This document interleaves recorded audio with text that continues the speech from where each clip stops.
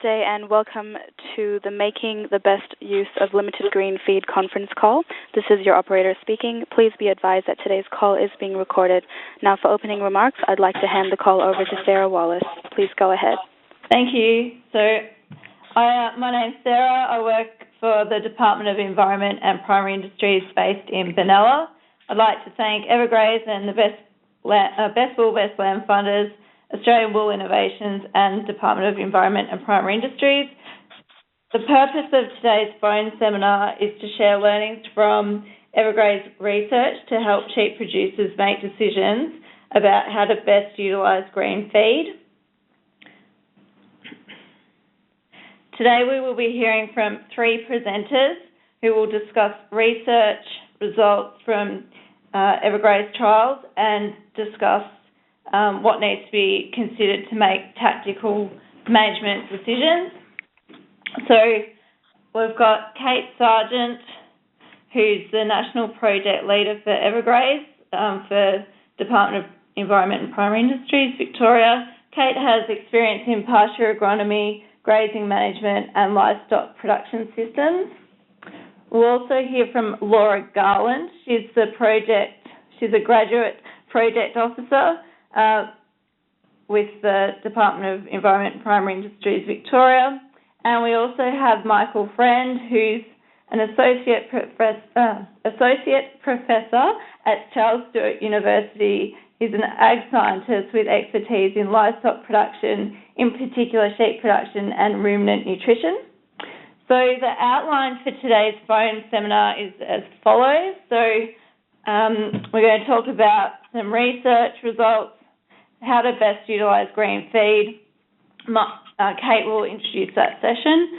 Then Michael's going to talk about flushing, and Laura is going to run us through a bit of a scenario on what we can do using the calculator that's now available on the website. So just with a bit of housekeeping today before I hand over to Kate, we'll be finishing about 2 o'clock, but there's a chance that we might have further questions, so we might ask you to stay on the line if you're interested, and we'll just cover off on a few more questions after that. So is that okay? Are we right to hand over to Kate? Yep, thanks very much, Sarah. So today, as Sarah said, we're going to particularly focus on the recent EverGraze research results, as well as some of the crunching the numbers that we've done around making tactical decisions for management of green feed.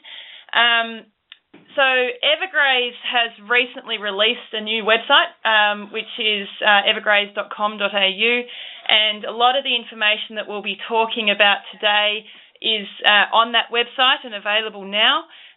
So we'll be referring to various components of that throughout the presentation. So I'd just like to kick off with, I'm hoping people have the slides in front of them. If they don't, we'll try and work around that, and certainly for those of you who don't have emails, we'll be sending those out shortly after the presentation today. But the first slide, EverGraze research on green feed. EverGraze has had a really big focus on summer active perennials, in incorporating summer active perennials in the system to meet a dual target. One is to reduce groundwater recharge, so use more water, particularly through the summer months, but also to be responding to rainfall year-round, providing quality feed. And some of the impacts that we've had from particularly incorporating lucerne into the system can be demonstrated from our Wagga and Hamilton EverGraze research sites. And examples are significantly reducing supplementary feeding costs and reducing the amount of, or the degree of, lower margins in dry years.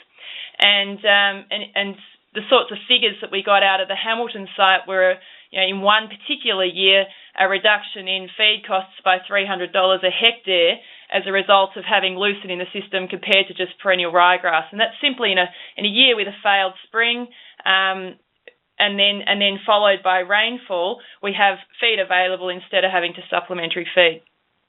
At Wagga, it was well demonstrated that lucerne was able to provide options for finishing lambs to higher weights and resulting in higher margins in good years, and increasing ovulation rates by lambing percentage by flushing. And this is something that we're going to be talking about a little bit today. So, of course, the last point is the reduction in groundwater recharge. Now, we've got a number of what we call our key messages on those Wagga and Hamilton proof sites that are available on the website. So just moving to the next slide now. So once you have the green feed available, what do you use it for? And this is the question that we're asking today. So we have demonstrated that having green feed available can increase profitability, but you can increase profitability even more by using it in the most profitable way. And that is going to depend on a whole lot of different factors, including the way you have set up your enterprise, the time of lambing, what enterprise you're running, that sort of stuff strategically, but also tactically. Do you use it in a particular year for flushing ewes, maintaining condition on the ewes, finishing lambs, or growing out weaners? And this is the question that we're going to be addressing today. So I'd just like to hand over to Michael now to talk a little bit about what this concept of flushing is and some of the results from Wagga. Thanks, Michael. Okay, thanks, Kate. So I guess we were interested in flushing, whether green feed could do that, because there was a little bit of evidence in the literature that green feed would do it, and the response to lupin supplementation has been well documented.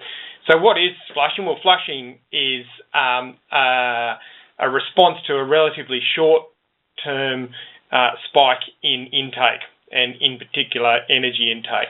So it's not a rising plane of nutrition, it's a short period of nutritional spike which basically fools the ewe into ovulating with more than one egg. It's likely to be most effective during the breeding season, so from February through to June, rather than during the non-breeding season, that is through spring joining. So we didn't investigate that in EverGraze as such. We only looked at the effect of flushing during the breeding season, so in particular February and March in the work that I'm going to present. But the evidence from the literature suggests that if you're a spring joiner, then the response to flushing is likely to be less. So in all the work that we're going to talk about, we're talking about a grazing period of 14 days. In the unsynchronised ewes, that's 7 days before the ram goes in and for the first 7 days of joining. Now, of course, that's not going to flush all the ewes, but it reduces the risk associated with particularly high levels of nutrition at about day 10 of gestation. So there is some work in the literature that shows that feeding high levels of energy in particular at about day 10 of pregnancy can increase embryo mortality. So we're being cautious here by removing the ewes from the lucerne or the high quality feed 7 days into the joining period. So just moving on to the next slide, which shows the results of some work we did here at Wagga between 2006 to 2008. So this is over 3 years of data. And we looked at synchronised ewes. So, in other words, we made sure that they were all due to ovulate about the same time, in much the same way that you would do if you were artificially inseminating ewes.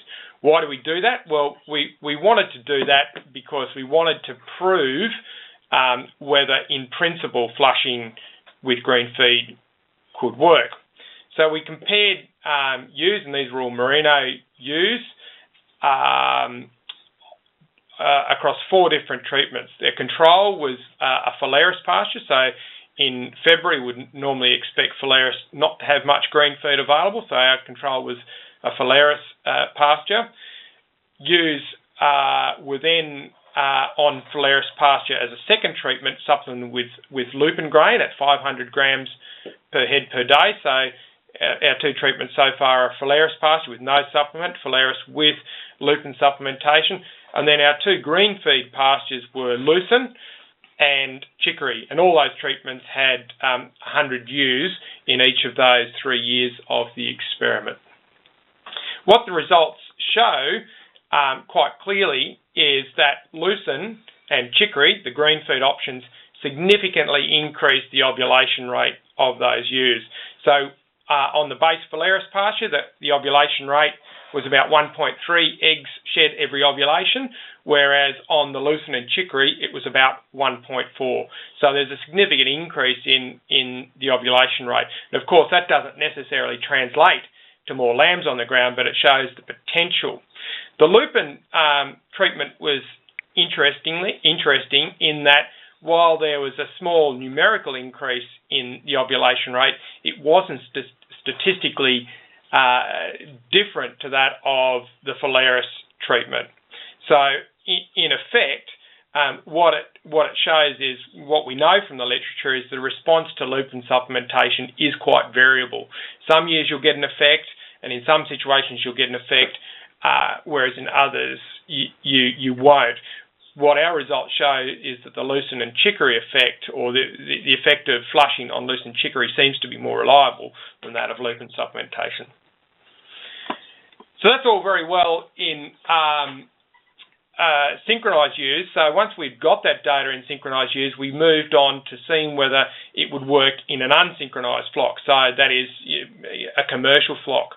And we actually ended up joining these ewes rather than just measuring ovulation rate and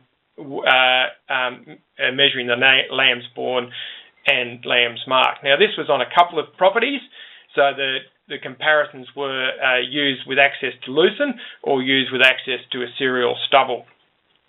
And at scanning, and this was in 2011, at scanning, ewes with twins was significantly higher. There was about 65% of ewes with twins when they grazed lucin versus about 50% in ewes grazing stubble. That translated to more lambs born, about 170 lambs born per 170% lambs born for the ewes grazing lucin versus about 150 for ewes grazing the stubble.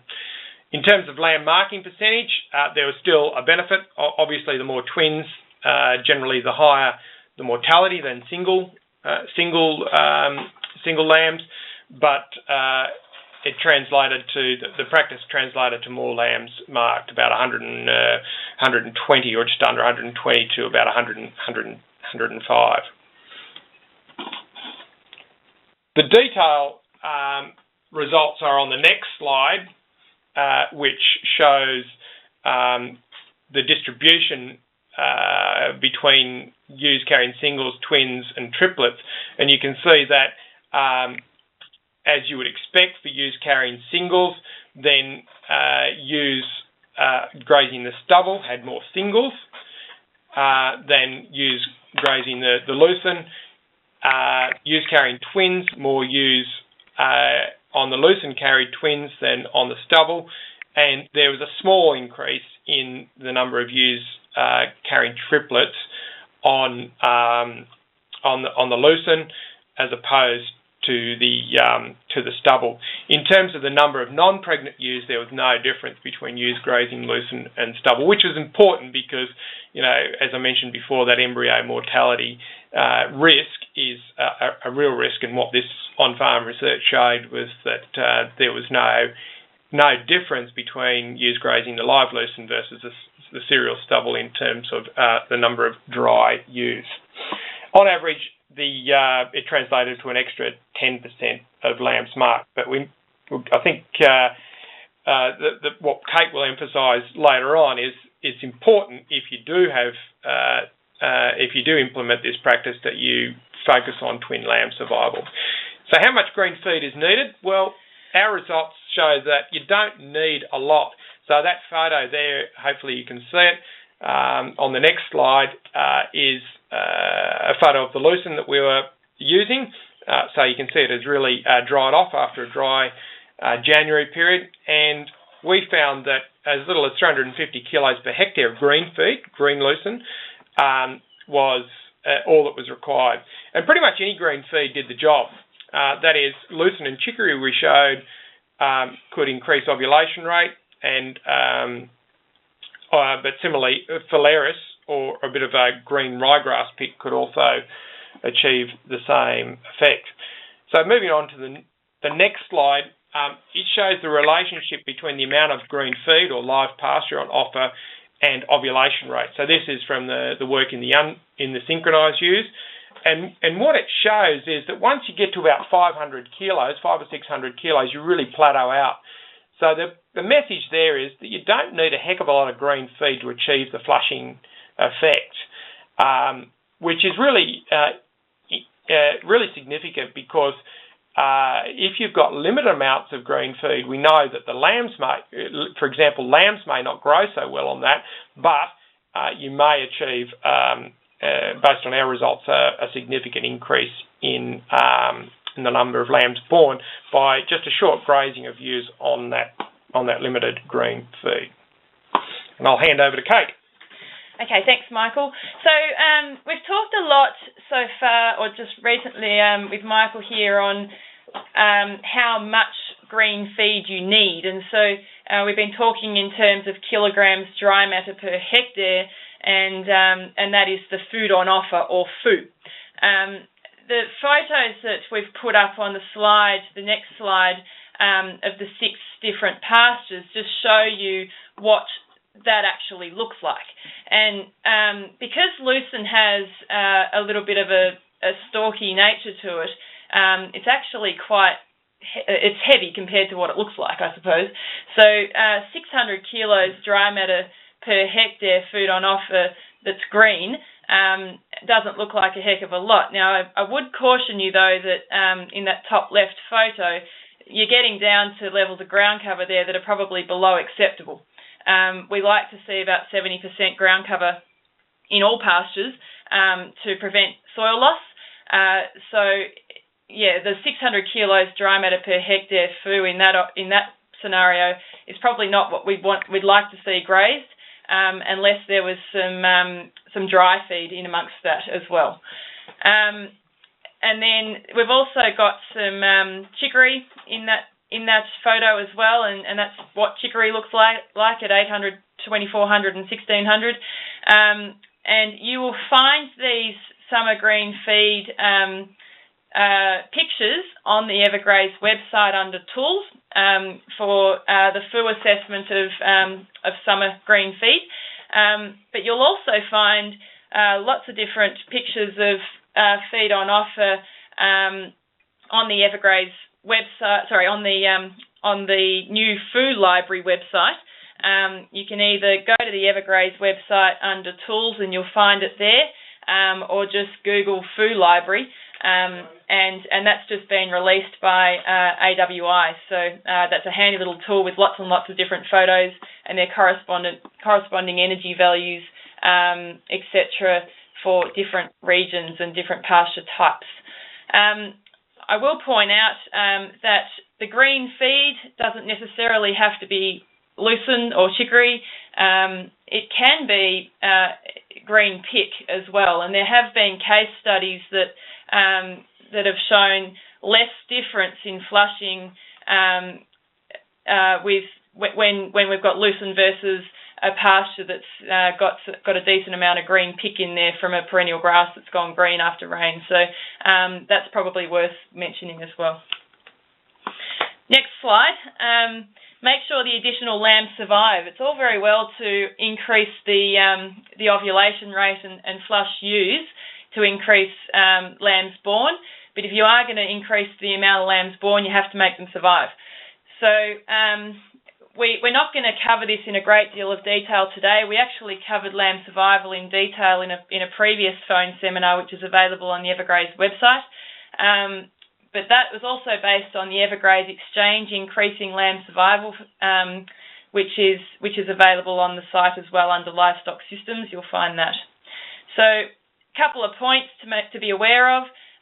Best practice, so scan and manage multiple pregnancies appropriately, particularly if you're going to start increasing the amount of twins born. Manage ewe condition at joining and lambing, and the Lifetime Wool guidelines and their website provide the details of condition score targets for different stages of reproduction. Ensure adequate green feed is available at birth, and there's good evidence that increasing the amount of feed available or reaching target levels of feed availability for twins and singles will increase lamb survival and allow the ewe to remain with the lamb at the birth site, and provide shelter at lamb if you're in a high-risk area. And we've got a key message that has been developed out of the EverGraze work at Hamilton and Wagga, which shows clearly that, particularly for areas such as southwest Victoria, there's a lot to be gained by providing shelter for lamb survival. Okay, so just moving to the next slide, the costs and benefits to consider. When we're comparing or trying to justify the flushing or whatever we're using our green feed for, there's three sort of major things that we have to consider. The income from the additional lambs sold is going to be the major change in income from flushing. So at Wagga, there was an additional 14% lambs conceived and 10% more lambs marked, and that's with an assumption of twin lamb survival of 70%. So that's sort of, in the scenarios that Laura's going to present, that's the figure that we were working on. The cost of feeding the additional twin-bearing ewes. So an additional 2.5 megajoules ME is required for a twin-bearing ewe during pregnancy, and an additional 5 megajoules is required during lactation. And so at a cost of $200 a tonne for grain, this equates to around $7.50 a head if feed's limiting through that whole period. It'll reduce down to about $2.50 if you only have to feed through that pregnancy period. The opportunity cost of flushing ewes rather than grazing lambs or weaners. So of course, using that lucerne or green feed, whatever green feed you have, is not the only option for using the green feed. So if you are going to flush your ewes, the cost of doing that is the opportunity of not grazing your weaners or finishing lambs. Okay, so finishing lambs on green feed. We've talked about the benefits of flushing ewes on green feed. Just turn our attention for a minute to finishing lambs. So lambs require good quality, greater than 75% ideally, green, and about 1,000 kilos per hectare to achieve acceptable growth rates. So what we're talking about in terms of acceptable growth rates, they'll achieve about 180 grams per day according to the Lifetime Wool figures. That's for a merino, and they might do a bit more for a crossbred lamb on that kind of quality pasture. At lower qualities and lower availability, down at around 800 kilos, you're starting to sort of get more like 75 grams a day, and you start questioning whether it's actually worth finishing a lamb on that pasture. Now, the other thing is that the data for growing lambs during the summer that we've actually collected across a number of different years is highly variable. And so I've just listed there 4 experiments that were run with varying types of pastures, and it just shows the range. So at Hamilton, in a February to May period, they had 177 to 260 grams per head per day on brassicas, and then down to 79 to 93 grams per head on lucerne for the same period. Hamilton, March to June, 33 grams per head per day on plantain and 148 grams on lucerne. So it is actually a fairly significant differences between different sites, and it's actually an area of work that we're thinking about doing a bit more on to try and collect a bit more data to give us a bit more confidence. Michael's listed down the bottom there the results they had from the Wagga site. so higher growth rates, 240 grams per day on good quality lucerne during that period. Okay, so given these sorts of scenarios, we've put together a little example, and this example, the title of this slide is called Scenario. This example is one that we worked through for the key message, which is available on the EverGraze website. So if you go to the Wagga proof site under Research on the EverGraze website, and you look up the flushing key message, you'll find this scenario worked through in the crunching the numbers section amongst quite a lot of other information. So in this scenario, we've got a number of base variables that we're going to present the results of in the next slide. And of course, the results would change depending on these base figures that you use, but the majority of these figures were taken out of averages and applied to these scenarios. So I'm just going to hand over to Laura, and she's going to take you through the scenarios. Thanks, Kate. Yeah, so when looking at the economics, we put together a few scenarios, and we wanted to look at a prime lamb enterprise using the green feed to flush our ewes or finished lambs up to 42 kilograms, and then for a self-replacing merino system, look at flushing lambs compared to some of the cost savings for not supplementary feeding our weaners over the summer period. So for our farm enterprise, we put in the base inputs of a farm that's sown down to 20% lucerne. There's 2,000 kilograms per hectare available. This is at 75% digestibility and growing at 20 kilograms per hectare per day. So both enterprises had stocking rates of 7 ewes per hectare, and we set a minimum green feed on offer target of 500 kilograms per hectare to graze ewes, and a minimum of 1,000 kilograms per hectare to graze lambs and weaners.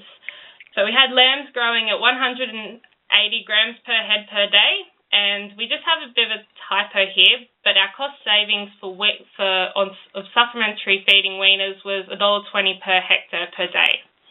And all lambs being sold out of our system were at the average price of 423 cents per kilo, and we were selling our additional lambs from flushing at 35 kilograms live weight, and finishing our lambs this season at 42 kilograms live weight. And as Kate said before, our additional feed costs for twin-bearing ewes is $7.50 per head.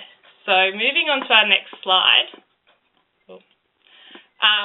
we had a look at comparing flushing ewes to finishing lambs, and what we found with greater amounts of lucerne available, we can allocate a proportion of our lucerne to flushing ewes and then a proportion to finishing some lambs. And what this did when we had a greater quantity per kilogram per hectare available, was we could get a better return on flushing ewes and finishing some lambs compared to just finishing lambs. And then if we looked at using lupins to create a flushing response as well, that had a higher return on income when we started to have less lucerne available. So then we have a look down at the 800 kilograms per hectare available. This is where we can really utilize our small amounts of lucerne for flushing, because this isn't available. This wouldn't be applicable to finishing lambs on this feed.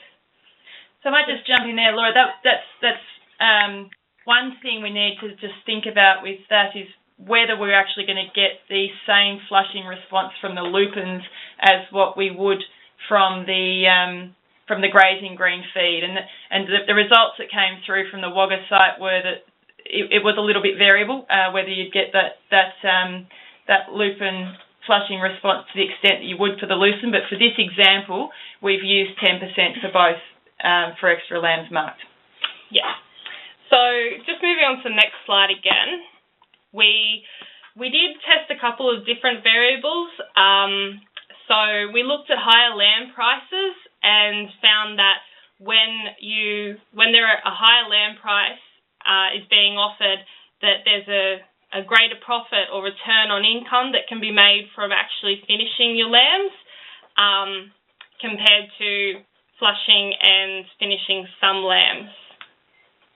Yeah, and probably the thing to note there is that at a higher price, if you didn't have lupins, then lambs is a better option than doing the flushing of the ewes.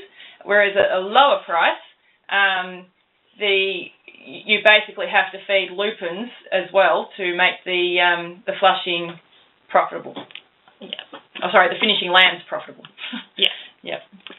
So having in a self-replacing merino system, if we were growing out weaners, what we're trying to aim here is saving costs on feed. So again, we require 1,000 kilograms per hectare, a 75% digestibility to achieve acceptable growth and maintenance of our weaners on lucerne and green feed. And some of the other benefits of this also can be reduced lamb mortality, so shy feeders on grain. So when we had a look at when we did a cost-benefit analysis of this, we found that, again, there's a higher return to be made when you have more lucerne available by flushing your ewes on lucerne and feeding some weaners compared to if we only fed weaners using our lucerne and then tried to stimulate a flushing response using lupins. Yes. So, and then getting down to where we have less lucerne available, again, higher returns can be made on just flushing ewes compared to just feeding weaners. But having lupins in there then puts that return up a bit higher to flush our ewes. So moving on to our next slide, we've developed a cost-benefit calculator, so the Green Feed Tactical Management Calculator, to actually do out a cost-benefit analysis of these scenarios, because everybody's system is a bit different. So this is available on the EverGraze website under the Tools section, and I just thought I would walk you through it a little bit, show what it can do. So this is our main page, and instructions are available to click on, and a data entry section, and then tables with figures relating back to growth of intakes and growth. So this is our data entry menu, and you can see that the scenarios are so we have a prime lamb enterprise and a self-replacing wool enterprise, and again, comparing flushing ewes to finishing lambs or flushing ewes to growing weaners. So just having a look, to go to the next slide, it's a prime lamb enterprise. It works as a feed budget calculator as well, in that we have put in our general inputs and then our green feed inputs of what's available.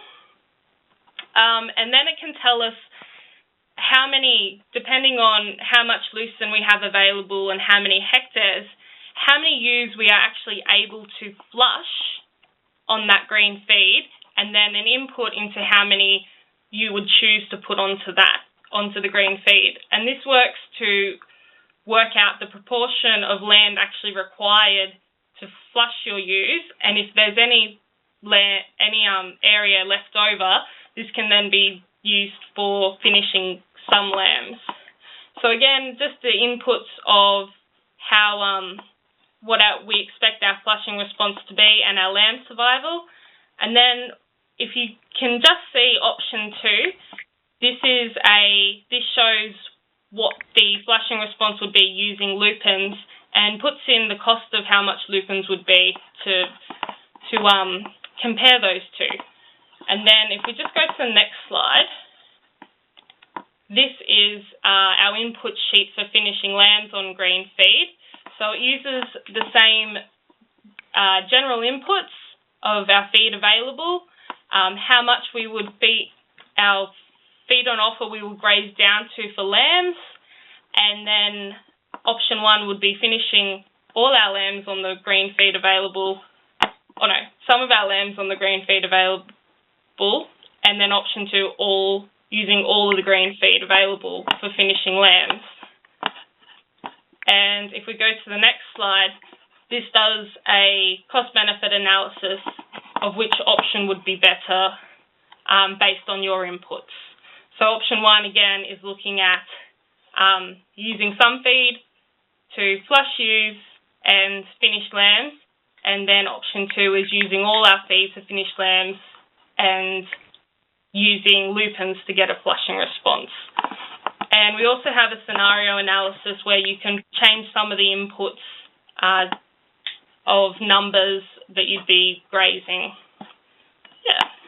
So that's available on the EverGraze website, and I will hand you back to Kate. Thanks, Laura. So we've just got a few little conclusions up here for our final slide, and then we'll open up for questions.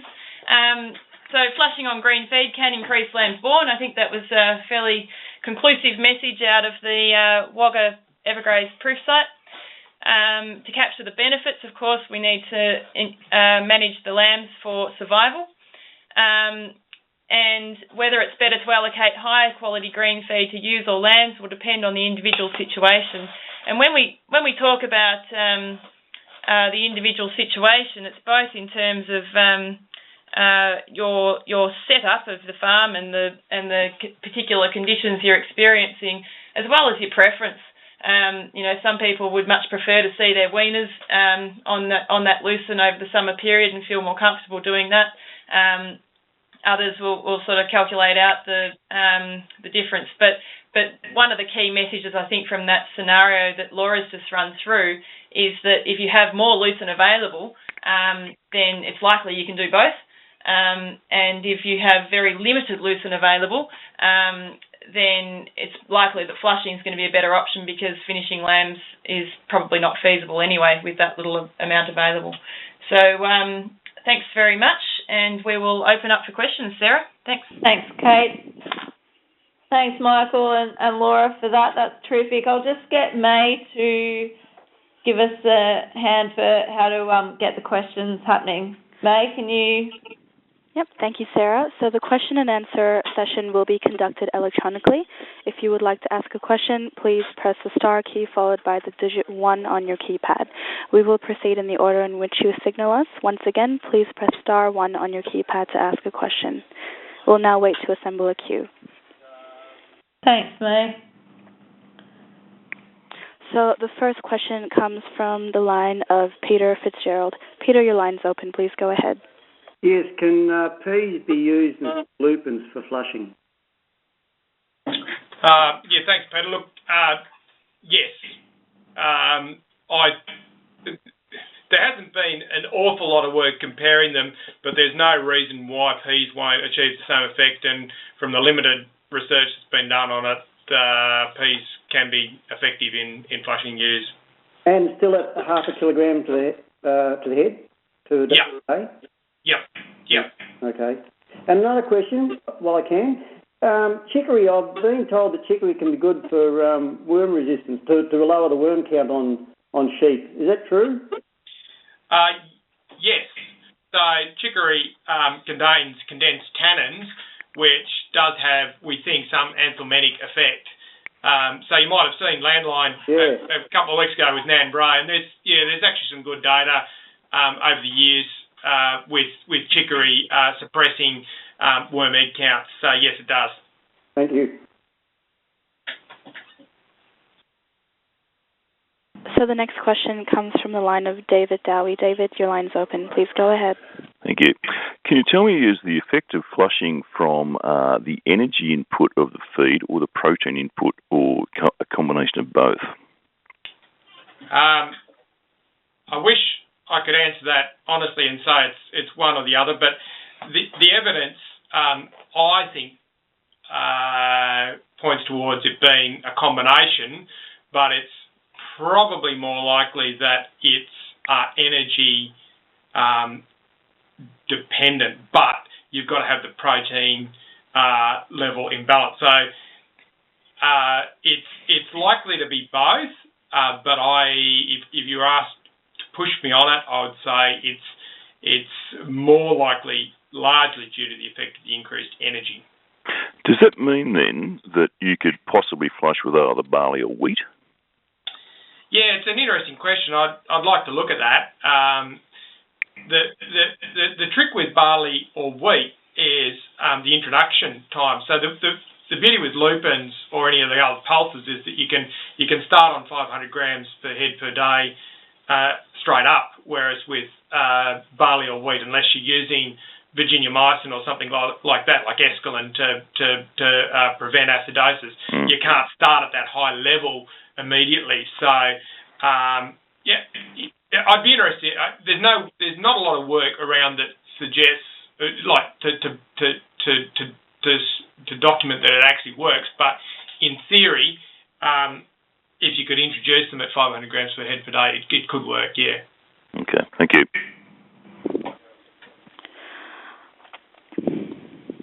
Once again, if you would like to ask a question, please press star 1 on your keypad at this time.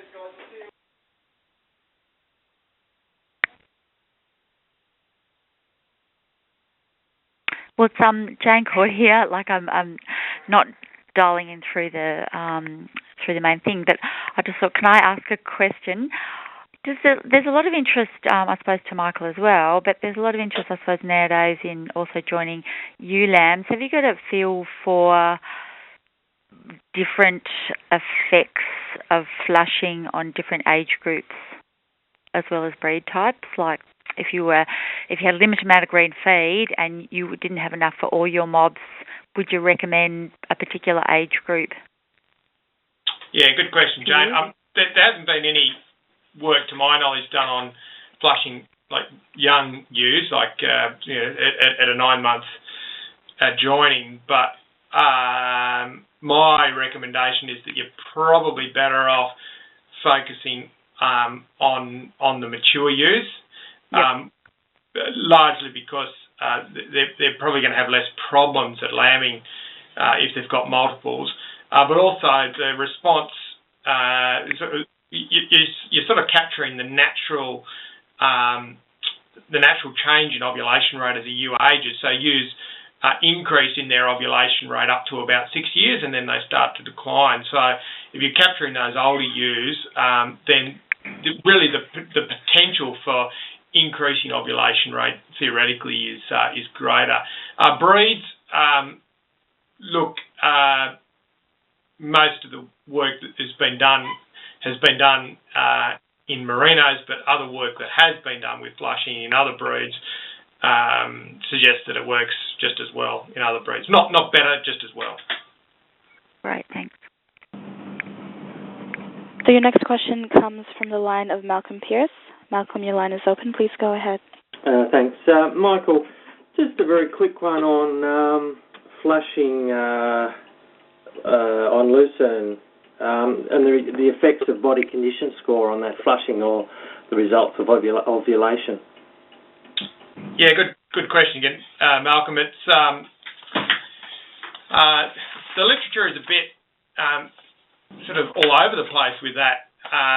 Some of the work has suggested that it works better in higher body condition score ewes, whereas some of the overseas work suggests it works better in lower body condition score ewes. But it probably depends on a range of factors, but in the EverGraze work over those 3 years that we measured ovulation rate in the merinos at Wagga here, and the response to flushing was we found the best response was when they were in condition scored 2 3/4 to 3 1/4, so in that sort of around either side of 3 body condition score, we saw the best effect.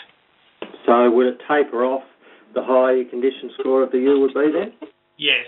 Yeah, so basically what the lifetime wool stuff clearly shows is that as you increase your body condition score, your ovulation rate increases as well. So you're getting closer and closer to that genetic potential for ovulation rate, the higher body condition score. So there's less room, in my view, for flushing to have an effect. So the other way, in the lower, let's say you score down a 2, would you expect a better response? Well, we certainly didn't find that, but one of the problems with our work was we didn't have enough at that lower condition score to really adequately test that, whereas some of the work in South America has actually found, that in some of their genotypes that lower body condition score often results in a better response. The only thing you've got to be careful of then is making sure that you get your ewes in. If you've got more twin bearers, you get them in a good enough condition for lambing. Yeah. You don't want to dig yourself into a hole. No, that's good. Yeah, okay. Thanks, Michael. Your next question comes from the line of David Dowie again. David, your line's open. Thank you. Yeah, a bit of a double dip, something I thought about after I'd finished with last time. How applicable is the information about flushing for an earlier joining, maybe December, January?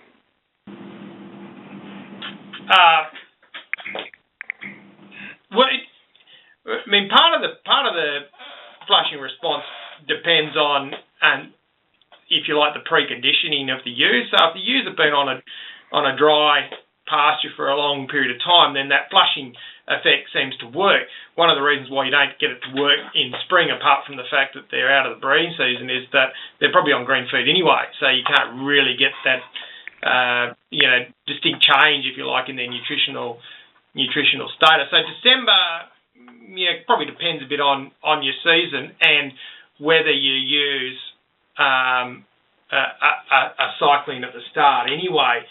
January, I reckon you will get, actually in one of the years of our experiments at Wagga, we did actually measure ovulation rate in January and it was increased. So January, particularly for a late January joining, I'd expect the effect to be there. December, it's probably going to be a bit more iffy. The other thing to note is that while we got the sort of results in February, in most years in February, naturally ewes peak in ovulation rate sort of late March, April. So for later join flocks, the effect might even be greater than the 10% we observed. So for December, probably a bit iffy. January, I'd expect similar responses to what we've got, as long as the ewes are cycling. Okay, thanks a lot. Once again, if you'd like to ask a question, please press star 1 on your keypad. Your next question comes from the line of Ian Green. Ian, your line is open. Please go ahead. Yeah, thanks very much. You spoke about lupins and lucerne and chicory in flushing. Kikuyu, any thoughts on that? Yeah, good question. Paul Sanford over in Western Australia did some work on it in 2006. They only did 1 year, but they didn't find an effect of Kikuyu on flushing. And it's probably, in my view, to do with the energy levels in Kikuyu being a bit lower. It's a bit lower in digestibility than, say, quite a bit lower than lucerne leaf. So I reckon it's probably unlikely that Kikuyu will do the job. Having said that, our work showed it was any green feed, but the green feed that we had was lucerne, chicory, green phalaris, so phalaris with a bit of green pick, or volunteer annuals that might have germinated from a summer rain. So, but once you get into your tropical species like kite, it's probably I won't say it won't work, but I'm thinking it's less likely to work. Mm-hmm. The other finding that Paul had over on the same Kikuyu pasture was that he was unable to finish lambs on that Kikuyu. So it just doesn't have the same quality as the other grasses. Okay, and you're saying start flushing 7 days before the rams go in and then 7 days after. Yeah. I have paddocks of Kikuyu. We removed the ewes removed the ewes out of the paddock 7 days after, and we've still got an abundance of Kikuyu there, with no weaners and no lambs kicking around. What's your suggestion? I was just going to say to Michael, I wonder whether the Kikuyu would be high enough in energy to actually cause the embryo mortality issue anyway. If you had them grazing on kike, and there was plenty of kike available, certainly there's plenty of examples of going through summer on that. Michael, do you have anything to add to that? No, just the embryo mortality, issue is like leaving ewes on more than 7 days into the joining period is, in my view, only really a risk when you've got like an abundance of green feed. And when you've got lots of high quality green feed like lucerne, then that's when you might see an effect. If you're dealing with 600 kilos per hectare green feed, you're probably not likely to see any increase in embryo mortality by leaving the ewes on longer. And in fact, I know lots of people that do. When you loosen sort of a bit ordinary over the summer, or your green pick is fairly light, you can leave ewes on for the duration, and you can you're probably unlikely to see any embryo mortality effect. But we're just being cautious by suggesting the safest approach is to get your ewes off 7 days in. Does that answer your question? Or? It does. Thanks very much. Thank you. Your next question comes from the line of Malcolm Pierce again. Malcolm, your line is open. Thanks. Yeah, Michael, just a quick one. It's probably not quite the topic today, but I wondered if you'd done any work on the effects of wool length on ovulation rates, irrespective of feed, but just, yeah. Have you done any work on that? No, I'm not aware of anyone who has. So you think it might affect their photo period response or something like that? Yeah, look, we're just in the throes of changing our shearing dates, and we're sort of just questioning whether the joining the ewes with a longer wool is affecting our ovulation, or but in effect our lambing percentages. Yeah, I'm not really aware of much evidence to do that. Generally, you should avoid shearing close to joining because it puts stress on the ewes, and that can affect things. Similarly, you avoid shearing too close to lambing for the same reason. But yeah, in terms of wool length, what it can do is affect if you're joining over autumn, it can or late summer into autumn, it can affect how they cope with heat stress. So if they're too short in the wool, particularly if they've say been shorn in January and joined in February, there's a bit of anecdotal evidence that the joining results might be a bit poor. So the effect is not due to it being too close to shearing as such, but it's just that they've come out of full wool and then they're down to bare back, and they feel heat stress a bit more. The insulation value is not there. That's the only sort of thing I can think of in terms of effective wool length, but we haven't done any work on it specifically. No, I was just interested, that's all. We're still working on it. Thanks, Michael. Yeah. Once again, if you'd like to ask a question, please press *1 on your keypad.